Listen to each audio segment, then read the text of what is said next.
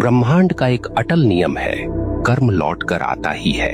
आप चाहें तो पर्वतों के पीछे छुप जाइए, आप चाहें तो महासागरों की गहराई में उतर जाइए, परंतु कर्म का चक्र आपको ढूंढ लेगा। क्योंकि यह संसार किसी राजा के कानून से नहीं चलता, यह चलता है ब्रह्मांड के न्याय से। और ब्रह्मांड का न्याय कैसा है? निर्दयी, निष्पक्ष और बिल्कुल सटीक। यह न तो रिश्वत लेता है, न पक्षपात करता है। जिसने जैसा बोया है वैसे ही काटना है। अक्सर लोग पूछते हैं, अगर कर्म इतना ही शक्तिशाली है तो क्या प्रार्थना, तपस्या या दान इसे बदल सकते हैं? सुनिए, प्रार्थना से आपका हृदय शुद्ध हो सकता है, तपस्या से आपका मन स्थिर हो सकता है, दान से आपके कर्मों में प्रकाश जुड़ सकता है, परंतु जो किया है उसका फल भुगते बिना कोई विकल्प नहीं।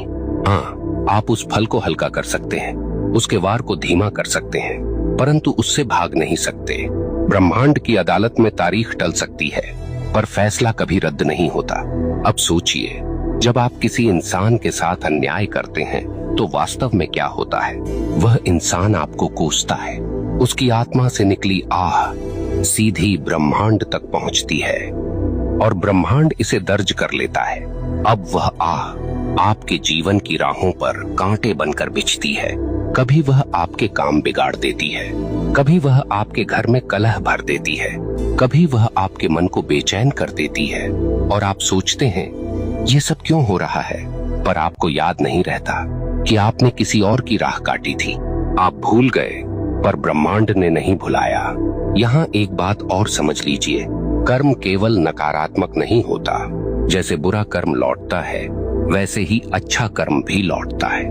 कभी किसी को सच्चे दिल से सहारा दिया तो वह सहारा एक दिन आपके लिए दीवार बनकर खड़ा हो जाएगा। कभी किसी का दिल सच्चे भाव से खुश किया तो वह खुशी आपके जीवन में रोशनी बनकर लौटेगी। ब्रह्मांड का यह न्याय इतना गहन है कि वह एक छोटी सी मुस्कान को भी व्यर्थ नहीं जाने देता और न ही एक छोटे से अपमान को। यहाँ मैं आपको एक कठोर सत्य बताना चाहता हूँ, आपका कर्म केवल आपकी वर्तमान जिंदगी को प्रभावित नहीं करता, यह आपके अगले जन्म तक जाता है।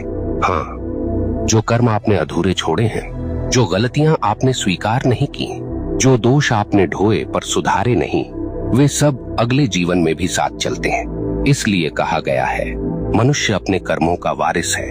आप सोचते हैं मैं तो मर जाऊंगा, इससे किसे फर्क पड़ेगा, परंतु मरने से कर्म का खाता बंद नहीं होता।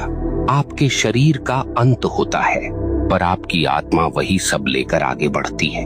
ब्रह्मांड तब तक चैन नहीं लेता जब तक आपको आपके कर्मों का फल न दिला दे। अब आपसे एक प्रश्न पूछता हूँ, क्या आपने कभी देखा है कि कोई बच्चा जन्म लेते ही संघर्ष में होता है और कोई जन्म लेते ही वैभव में?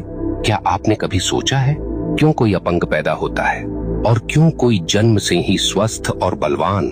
क्यों कोई भूख में जन्म लेता है और क्यों कोई सोने की थाली लेकर? यह सब संयोग नहीं, यह सब कर्म का लेखा है।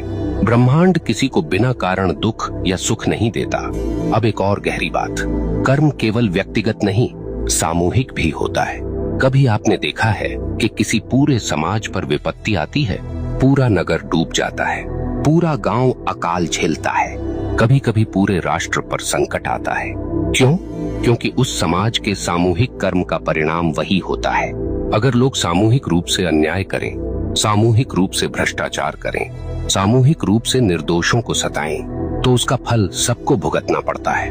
यही कारण है कि इतिहास गवाह है, सभ्यताएं उठी और सभ्यताएं मिट गईं,